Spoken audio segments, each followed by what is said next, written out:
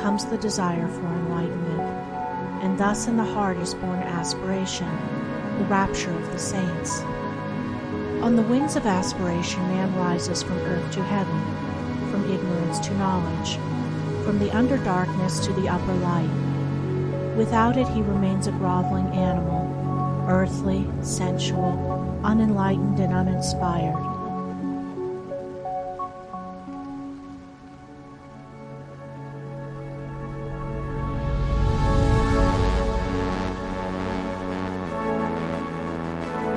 Aspiration is the longing for heavenly things, for righteousness, compassion, purity, love.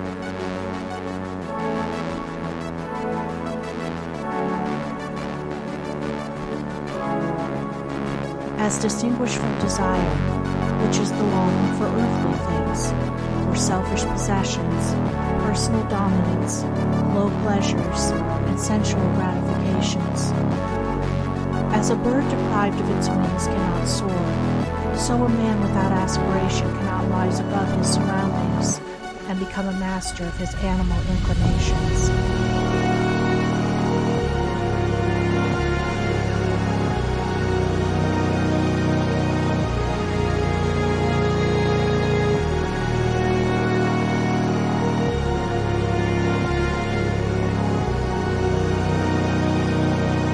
He is the slave of passions, is subject to others, and is carried hither and thither by the changing current of events. For one to begin to aspire means that he is dissatisfied with his low status and is aiming at a higher condition. It is a sure sign that he is aroused out of his lethargic sleep of animality and has become conscious of nobler attainments and a fuller life.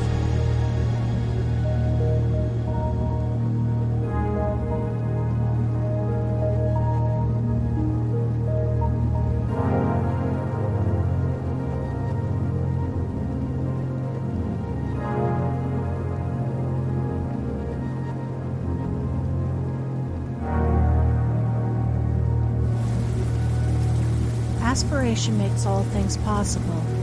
It opens the way to advancement. Even the highest state of perfection conceivable, it brings near and makes real and possible. For that which can be conceived can be achieved.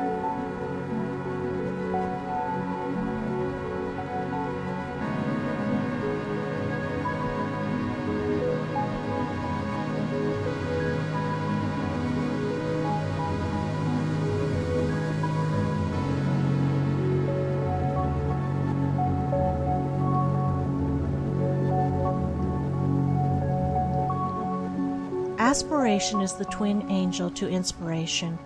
It unlocks the gates of joy. Singing accompanies soaring. Music, poetry, prophecy, and all high and holy instruments are at last placed in the hands of those whose aspirations flag not, whose spirit does not fail.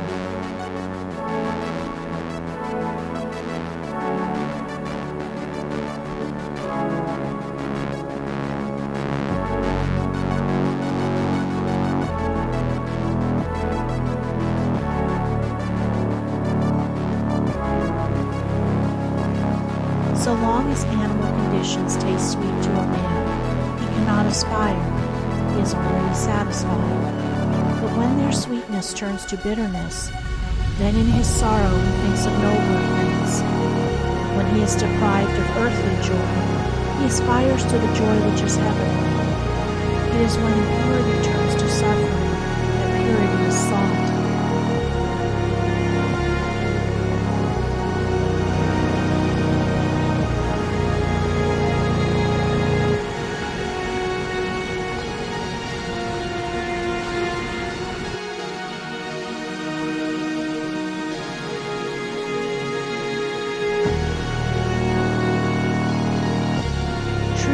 Aspiration rises, phoenix-like, from the dead ashes of repentance, but on its powerful pinions, man can reach the heaven of heavens. The man of aspiration has entered the way which ends in peace, and surely he will reach that end if he neither stays nor turns back, if he constantly renews his mind with glimpses of the heavenly vision.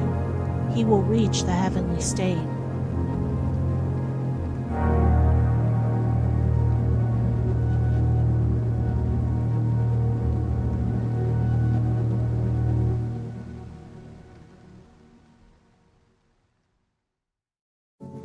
Man attains to the measure that he aspires. His longing is to be the gauge of what he can be. To fix the mind is to foreordain the achievement. As a man can experience and know all low things, so he can experience and know all high things. As he has become human, so he can become divine.